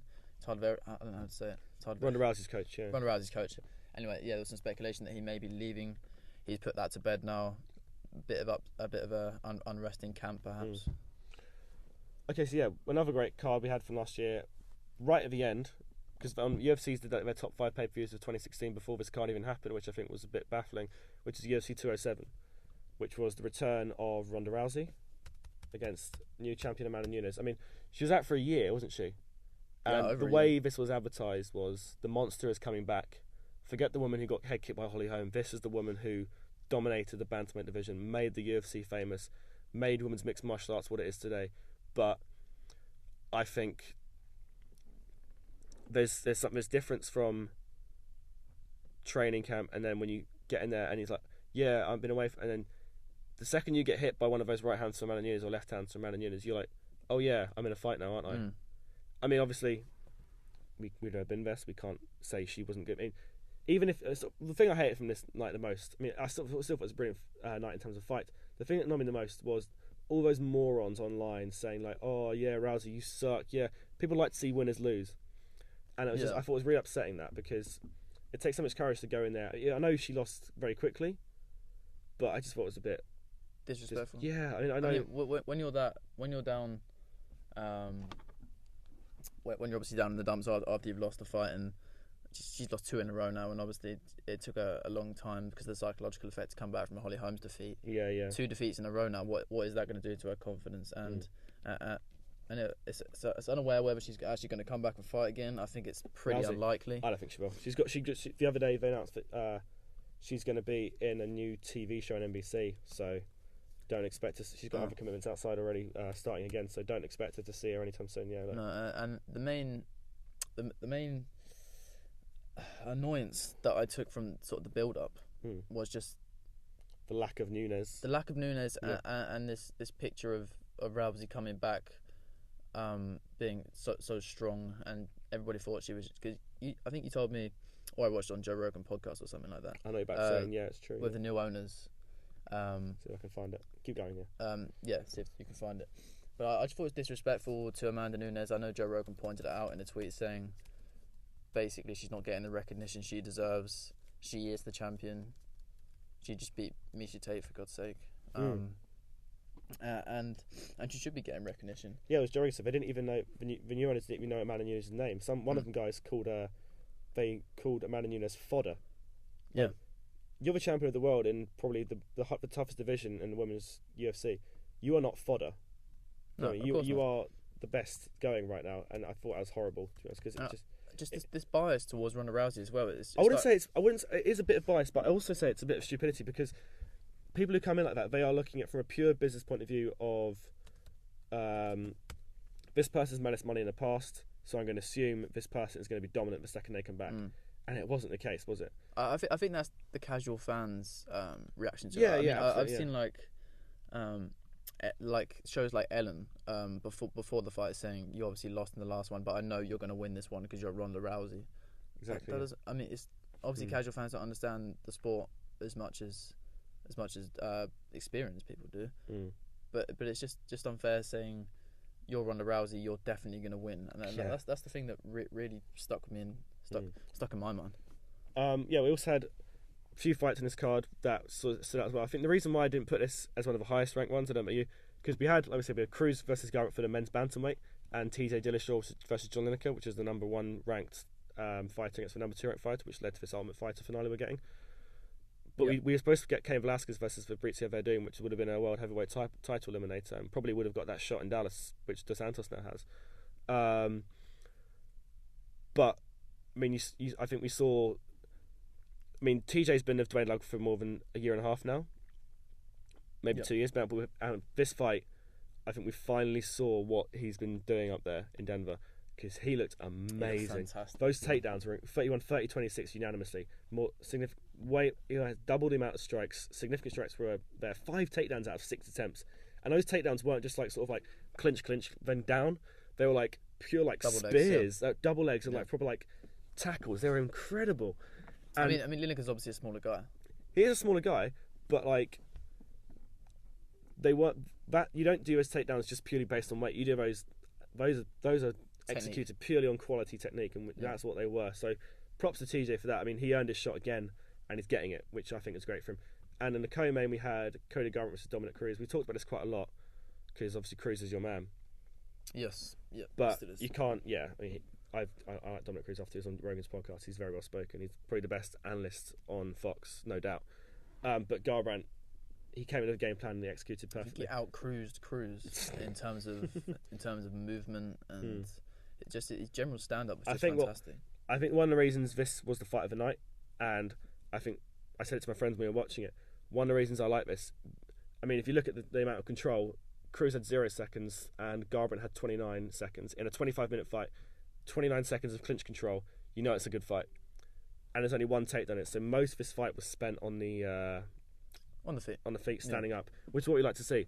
And this is a great example of a 5-round fight can still be the best fight of the night, because you got those knockdowns, you got the break dancing in between shots, you got the whole psychology of the two. The story again of Alpha Male versus Cruz.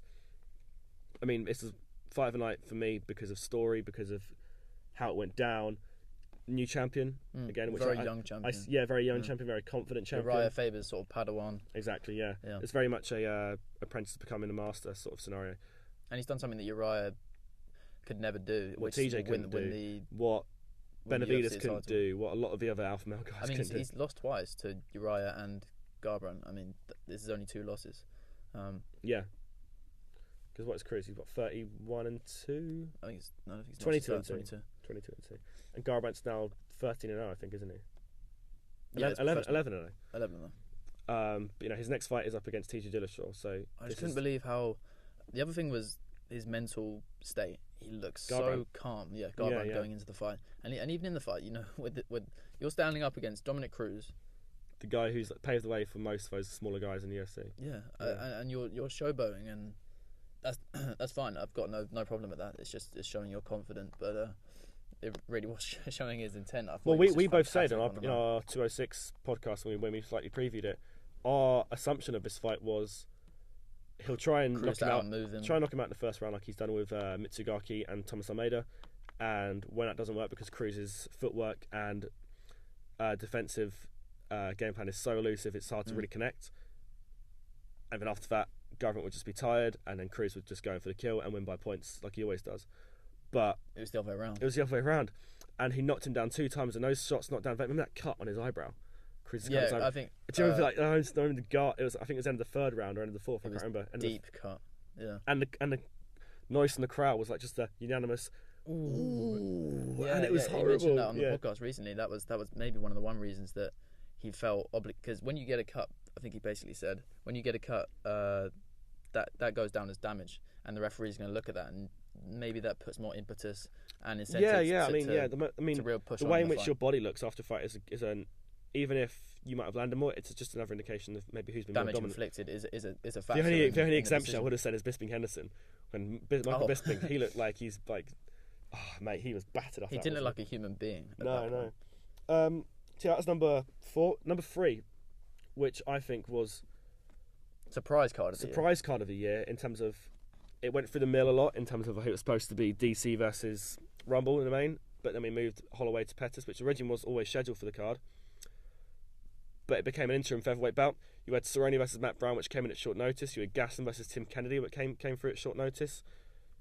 And you had fight of the night between Do Ho Choi and Cub Swanson. So this was so good in terms of, in comparison to how we thought it was going to go down. We both set up watching it thinking this will be a decent one, but every single fight of it, obviously a lot of fights ended with conclusive decisions through submissions and knockouts, but even the ones that ended by decisions and went the distance was still entertaining, so good. Yeah, very much so. If we start with Gastelum and Kennedy, let's go for that. Yeah, I think Kennedy did dominant in the opening exchanges. Obviously a powerful wrestler, powerful fighter. I mean, look how big he is in terms of muscle mass, and I think he really out muscled Gastelum in the opening exchanges. But then the drawback to having so much muscle is you gas out quicker. And that happened, and Kelvin could basically expose that and was dominant on the feet after Kennedy slowed down. Exactly. Yeah, it entered in round 3 of knockout TKO. So, and you also had the debut of Emil Mech, the crazy looking Viking bloke. Oh yes, that was quite cool. But no, I think the fight that really made 2 superstars that night was Cub Swanson, who was ranked number 4 featherweight against Do Ho Choi. No, I mean Swanson won us by decision, but there's no loser in this fight. It could have gone either way. At the time, I love it. They look like chins of granite, and there was no knockdowns, despite the fact how like crazy they went. How did they stay on their feet? That was the question. It was ridiculous. And like I said, they've made superstars out of both these guys. You've got a new legitimate guy in Cub Swanson who's fighting Artem Lobov, McGregor's training partner soon, which I like, but I thought Cub Swanson might have faced a higher ranking guy in someone like a Frankie Edgar. But the thing about Swanson, I don't know if it's necessarily good for a fight to have such thin skin in terms of when someone calls him out, he goes to it. Because Choi said he wants to fight Swanson, and Swanson was like, don't ever, in his post-fight interview, something like, don't ever call me out again. Lobov called him out, he bit straight away. And I'm expecting Swanson to probably win that. It's just that fighting mentality. Yeah, which is great in a fighter. But I was thinking, stay a bit more humble and fight a guy who's higher. Be a bit smarter. Yeah, I mean, he's in a position right now, Cub Swanson, where he's in the prime of his career.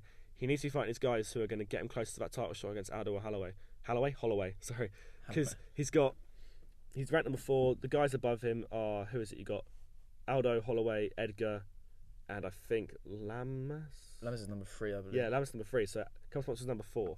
And his last 2 fights, Do Ho Choi and Artem Lobov, his next fight, they're below him. They're very much below him. Yeah, Artem Lobov isn't even in the top 10. I mean, Artem beat Chris Avila last fight, I believe. Yeah, he did, unanimously. What does that? I mean, I think that fight's only going to happen because it's Conor's boy. And, exactly. Yeah. And people know him for that reason. I mean, that was the most applauded fight at UFC Belfast, was Artem Lobov, because McGregor was in his corner. So the co-main event was Donald Cerrone versus Matt Brown. So this is again one of Cerrone's big fights at welterweight, which we all love seeing. Bad blood in this one.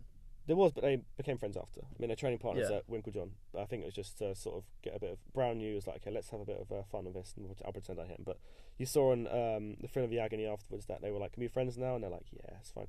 But it was a great fight, and then we had that amazing knockout. I remember us both standing up, like looking blankly into you, like, whoa, that kick was incredible, wasn't it? Cerrone's kickboxing is that's how he's won a lot of fights in the past. It was a very even fight.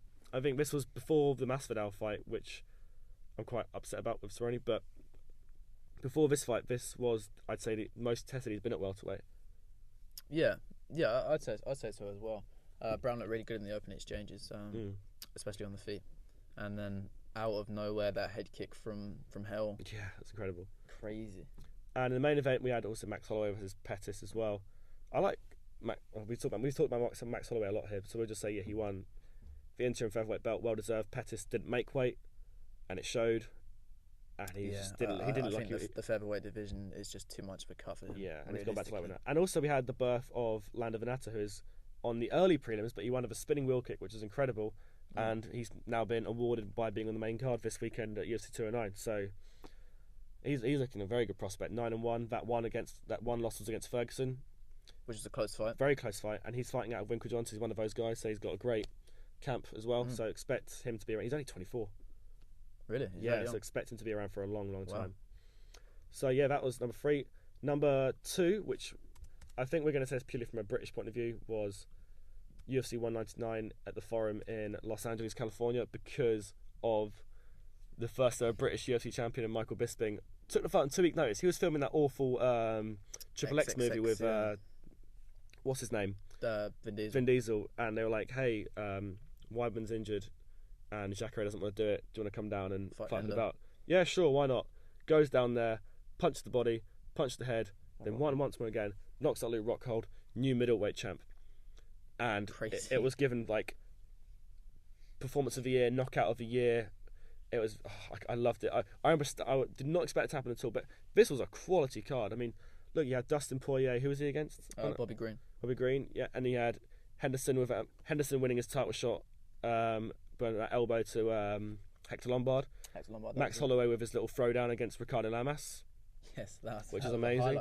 And you had Dominic Cruz and Faber in there to settle their trilogy. Yeah, so there's some quality fights in this card. None of them. It was very, very good. And like I said, to cap it all off, we had a British guy now as the UFC middleweight champ. And that's now with Jermaine Duraname winning her featherweight title. That's four European champions. Yeah, UFC very good. champions. I mean, you had the era of the Brazilians. I think we're getting the era of the Europeans now, because you've got McGregor as who's it? McGregor lightweight, Duraname featherweight, Jacek strawweight. Yeah, and then you got Duraname featherweight, controversially, but yeah, nevertheless. And we maybe could be having another one at bantamweight of Valentina Shevchenko. So let's have a look at that. Wow. And our number 1, I think everyone knew this was number 1, because how can you not have it at number 1? Yeah. It was UFC 205 in New York in Madison Square Garden, because the card was what UFC 200 wanted to be, and I think he had McGregor fight for both belts, which is what he wanted to do, and he came here and he's done it, beating Eddie Alvarez in a convincing fashion the second round with the left hand. Victory. You had Woodley versus Thompson in the draw, which has now led to what we're going to get this weekend. All Polish showdown for the strawweight belt with Jędrzejczyk and Kovacevic, which was easily the toughest test as champion yet, and it was a great advertisement for Polish MMA and also women's MMA. Yeah, but you had Madonna in the crowd saying "girl power." Yeah, well. I saw that this morning. Yeah, I think one of the things that's made us huge was the amount of stars you had, like Hugh Jackman, you had Madonna there. It was incredible. Odell Beckham Jr. Odell Beckham Jr. there, who looked so shocked when McGregor won, which is quite cool. Excuse me. And Misha Tate in her last fight against Raquel Pennington, which I think led to her retirement at the end of the fight as well. And Yoel Romero earning his title shot against Bisping with a great knee against Chris Weidman. I think you had to have Chris. Need to end all knees. Yeah, you had to have Chris Weidman on this card, because him and Frankie Edgar were the two of those guys who campaigned so hard to have MMA legalized in their home state. So it was great for those two, even if only one of them got the win. That was pretty cool. And I mean, the reason why this was such a huge card, through and through, even from the prelims, you had like Tim Boetsch with his amazing knockout against Rafael Natal, Khabib Nurmagomedov and Michael Johnson with that incredible Kimura, and him talking to Bisping. Why is it because they just, I think of Dana White, when he's going like, "I'm going to smash your boy," and he's like going to Michael Johnson saying, "You know I deserve this." Dana's saying, "Get this fight done before." Yeah, and Edgar Jeremy Stevens, so many great fights on this card, and it was really, really, really good. Oh yeah, no, definitely. I'd say, obviously, highlight of the night for me was McGregor, of course, just consecutively winning those two belts with a flawed. I can't believe how good his left hand is. It's pretty crazy, and I think Eddie Alvarez was phased by the moment. Yeah, so do I. Yeah, and I think his game plan. I think he revealed after was basically move left and wrestle. And I don't think he did anything. He moved right and tried to stand and trade. He moved right, yeah. And when you normally try and trade with McGregor, you get your ass sat down. Yeah, and that's exactly what happened. Unfortunately for Alvarez, because he's a class competitor at the end of the day. I know there was quite a bit of hate for him before going into the fight, because his camp was talking, he was talking, but at the end of the day, he's a solid competitor, and all respect to Alvarez because he's been everywhere and beating top guys. Absolutely. So there's the shows that made us proud to be and happy to be UFC fans this year. But let's talk about a couple of cards that, they're a tough watch. I mean, for starters, I'm going to start off with. The card in itself is a good one, UFC 197, because we had the expected return of John Jones and Daniel Cormier. Mm-hmm. But DC pulled out, and John Jones himself has said on Joe Rogan's podcast it was a very lackluster performance from him. I mean, the card in itself is a very good card. I mean, you had Yair Rodriguez with that amazing kick against Andre Fili, and you had Robert Whittaker again beating Rafael Natal, Edson Barboza beating Pettis, Demetrius Johnson against Henry Cejudo. And to cap it off, we had John Jones. By all means, this should have been one of the best fight cards of the year, but I just think every fight leading up to that was great, with the exception of Jones, because it just didn't look. It was getting booed out of the building, and no one really was like. Well, no, it wasn't the most exciting fight, and as you said, he stated that it wasn't his best fight in the octagon. I don't think it was a bad fight. No. A lot of people saying it was lackluster and pretty dull, but it wasn't a bad fight. He got the job done at the end of the day, and then set up a title. Well, I was going to say set up a title fight, but all the John Jones speculation that didn't happen. That title fight set up a title fight that didn't happen, which we'll talk about.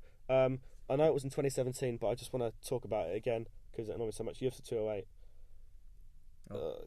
Okay, that's enough. Moving on. Yep. I actually don't want to talk about UFC because it just makes me depressed. And the worst card, I think, I don't say the worst because people still went out there and did their job and tried to put on a show for everyone, which is what we're supposed to, is what they're trying to do. Yeah, I think it wasn't a bad card, but it's what it could have been. What it could have been, exactly. And the card we're talking about is UFC 200. So this was, as we know, pay-per-views for the UFC are done chronologically in number. So this was the 200th pay-per-view, expected to be the biggest card of all time, which obviously led. I mean, again, we'll go straight from the. I'm going to go straight from the early prelims onwards. Actually, yeah. You had Jim Miller fighting Takanori Gomi, and then Gegard Mousasi in the early prelims. Joe Lawson, Diego Sanchez, they're quite old now, but they're two of the best. Diego Sanchez quite old, sorry. Yeah, and then Sage Northcutt fighting in the prelims. TJ Dillashaw, Kelvin Gastelum, Kat Zingano, Juliana Pena. This was supposed to be amazing, but it went through the mill. Originally, it was supposed to be the rematch versus Diaz and McGregor, and then it was supposed to be John Jones versus Daniel Cormier, but a few days before we found out with John Jones by accident he took something. I can't remember. Do you know what he took? I'm not sure, to be honest. There's so much stuff going on with John Jones at the moment. But I mean, so there's things like that which just didn't go through. Travis Brown not looking his best. Ken Velasquez at quality with his he had a few head kicks. He hasn't fought since. Yeah. Josie Aldo, Frankie Edgar for the interim featherweight belt. Yeah, not the best fight, but Jose did what he had to. Yeah, exactly. It was a very even fight though. I mean, if you look, they won both at 81 total strikes with significant. Yeah, but I think Aldo was just a bit more dominant in.